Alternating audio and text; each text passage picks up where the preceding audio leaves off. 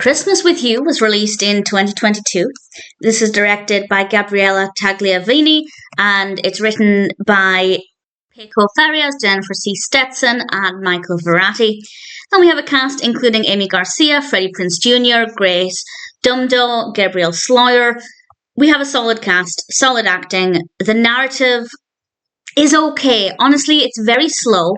And then it picks up, and then slows down again, and then I guess it picks back up again. So it's a bit of a roller coaster. And in general, I'm happy to recommend it, but it's not perfect. It's about a singer whose career is not necessarily going in the best direction. And she decides to visit this girl, this teenager, who uploaded a video singing her song and talking about her late mother. And when Angelina meets this girl, she also meets this girl's father. And she realizes there could be an opportunity here for her to write a song, a hit song, and I guess relaunch her career after it started to fizzle out a little bit.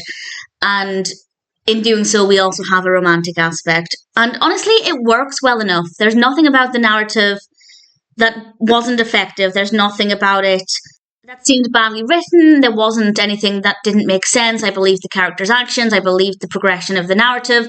It was just a little bit boring.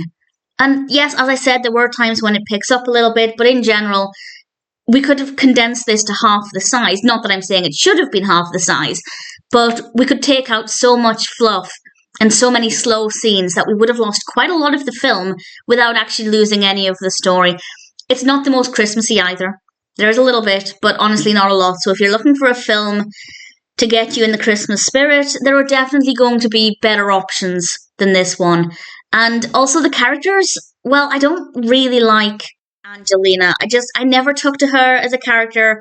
I just didn't think she was that interesting. So for me, unfortunately, that also was something that just didn't work well for me.